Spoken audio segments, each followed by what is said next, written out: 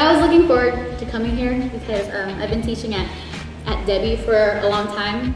I knew that I'd be coming to teach a younger demographic, so I was really excited because I've been used to teaching like adults and like older dancers, and I was just excited to just be around the energies of the younger dance students. So I was looking forward to it, and it turned out to be really amazing because every question that I asked, like, you guys want to do it again? You guys want to go on? Like, everyone was so enthusiastic, and it was the younger kids who were like, yeah, like no fear at all, and that's what I loved about it, and it was good overall.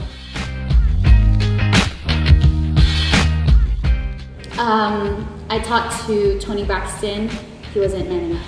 Well, I didn't have a song to choreograph to one day, and a friend of mine, Miguel Almario, he actually suggested the song to me, and I listened to it, and I was like, oh yeah, this song's like, I've heard the song before, it's like super old, and at first, like, I was like, wow, there's a lot going on in the song, and I really listened to it, and there's like secret beats and things that I didn't hear like years ago when I first heard it. So I kind of wanted to play around with the musicality, and at the time I think I was choreographing a lot of slow R&B pieces. Like that's what I naturally listen to. Like I love slow R&B, but I was realizing like it was just this repetitive slow R&B song, one after the other. And this was the first like upbeat song that I had choreographed to in a while, so it was a challenge for me to like just push myself and choreograph something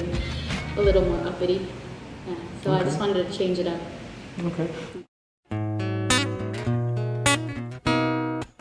I started dancing when the very first style of dance I did was hula when I was 7, and my mom put me in that hula class when I was 7 years old just to give me an extracurricular activity outside of school, and I didn't really like want to do it. Like I really wasn't into dancing at all at that time. I mean, I just did it because my mom she kind of forced me into it. You know, she paid for my lessons. She would drive me there every Saturday, be like, here you go, dance. You know, and I was just like, okay, well, I'll have to do it. I didn't really like fall in love with dancing until maybe like the end of high school, when my sisters started taking classes at Millennium, and I was like jealous of them, and I was like, wow, they move so well, and you know, I want to learn how to do that. So I just started taking classes from like Jason Wright, Super Dave, Marty. They were my first dance teachers about 5, maybe 6 years ago, and at that point I was just wanting to dance because they choreographed and danced for Arden and Janet. I would watch their performances and I was just very envious, and I was like, man, that would be so cool, like to be able to dance up there with them. So I think that was my motivation. Like I wanted to be in videos and things like that. So I took classes from them in LA, and then I went to college in UCI. I joined Cabo Modern, and that's when I was open to the whole competing scene. I had no idea like it existed. And then that's where I met Gigi, Lando. I started dancing with like Ben Chung and Kevin, who were on Super Galactic. And then Gigi asked me to start teaching and choreographing, and I was like, what? Like, why do you want me to teach and choreograph? I don't do that. Like, my initial idea and my initial goal was just to like be in music videos and just like to learn from other choreographers. I never thought that I would create anything on my own, so it kind of slowly transitioned into that. But and now I'm slowly loving to create, and like it's becoming really fun for me to create and not just like learn from others. I still love learning, and I don't think it's going to go away, but it was like a slow transition. It kind of went from this to that. I started choreographing because Gigi forced me to. It was hard. Like, the very first piece I did it's called Just That Sexy by Omarion, and I taught my first workshop. No, I lied. Cabo first forced me to choreograph, and I did One Wish by Ray J. And then we had to, like all the newbies had to choreograph and teach the whole group. That was our project.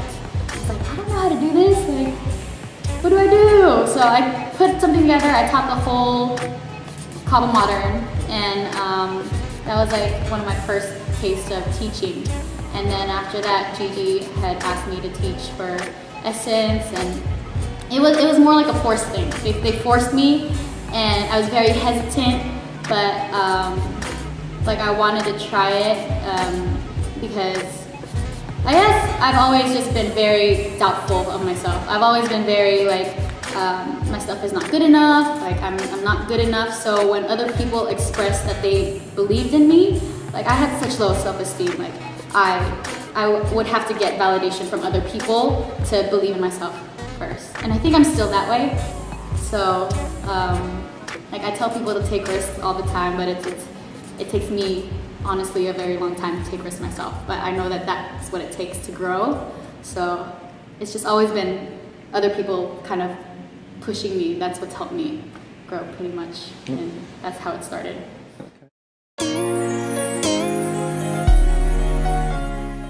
I'm always very scared. Like, to be honest, I'm naturally a very nervous person. So,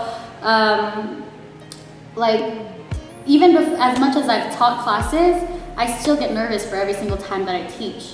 And even when I perform, like, if you see me before a performance, I go into the antisocial mood.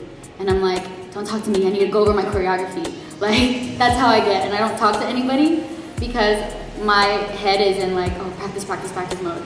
And so I'm scared all the time. I'm scared to perform, I'm scared to teach, I'm scared to choreograph, but knowing that I'm scared, like I know what it takes for me to get out of that fear. And it's just to take care of what I need to take care of. So if I'm scared of messing up on stage, I know that in order for me not to mess up, I have to practice over and over again. If I'm scared to teach a class, I'm scared of not knowing my choreography, or I'm scared of someone asking me a question and I don't know the answer to my own piece. So what I do is I take enough time to prepare myself to choreograph and make sure that I come prepared. Like that's how I get rid of my fear, is just to make sure that I come prepared. Because if I'm scared of messing up or something, I put that on myself. So my way of getting rid of that fear is just to work hard to be prepared and so that I can be confident. If that makes any sense at all. Mm-hmm.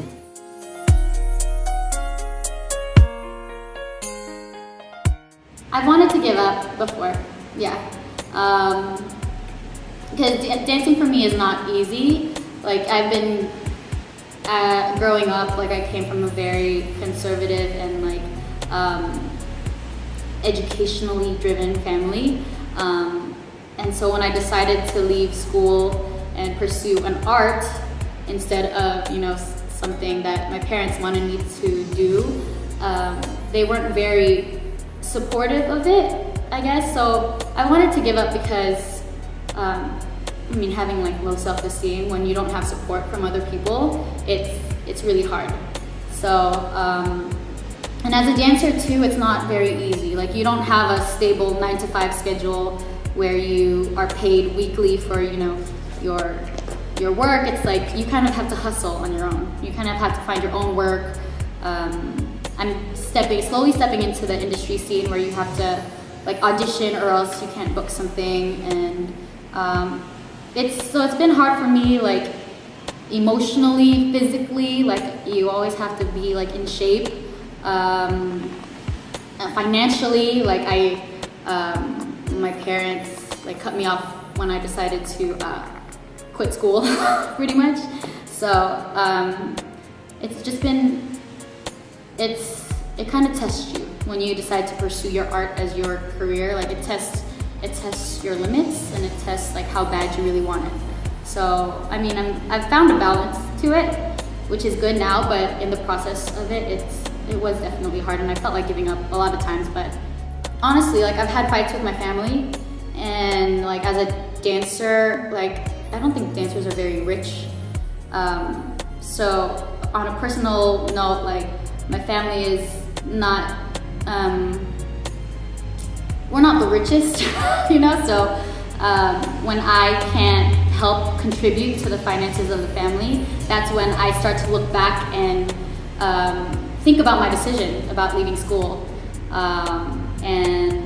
And then I start to think about my future. Like, I know I'm not going to dance forever, so I think it's at the point where I've had to like face my financial responsibilities even more, that I've felt the fear of wanting to give up. And I would say that's happened pretty recently, because I mean, I'm an adult now. I need to be taking care of my finances, which I am, but it's because I'm not like a rich dancer.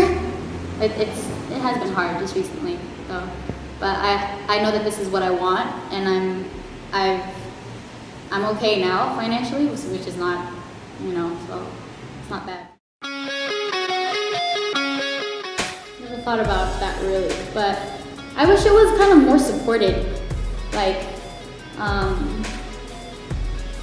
I have this like vision in my head of like this school where it's like they teach you like, or there's classes like offered on all kinds of dance, like on freestyling, and then on like the history of dance, just like this big dance academy. Like that's what I had visions of, like, and then classes on like educating dancers on how to work in the industry or what it takes, because I don't think that there's enough of that. Well, dance itself,